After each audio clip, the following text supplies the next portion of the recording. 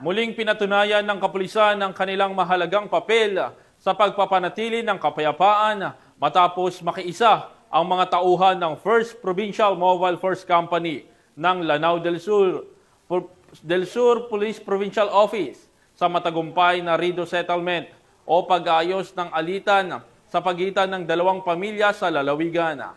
Nakibalita dyan si Patrolwoman Maricris Algabre. Nakiisa ang mga personahe ng 1st Provincial Mobile Force Company Lanao del Sur Police Provincial Office sa isinagawang Rido Settlement sa Basak Malutlut, lungsod ng Marawi, Lanao del Sur nito lamang ika-27 ng Oktubre taong kasalukuyan.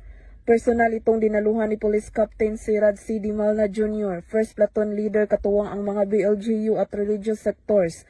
Ang Rido Settlement ay isang mahalagang hakbang upang wakasan ang alitan sa pagitan ng dalawang pamilya at maiwasan ang karahasan sa kanilang komunidad.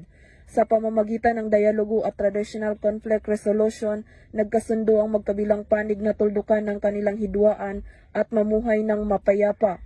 Nagpahayag naman ng pasasalamat ang kinatawan ng bawat pamilya sa kapulisan sa kanilang ginampanang papel sa settlement process.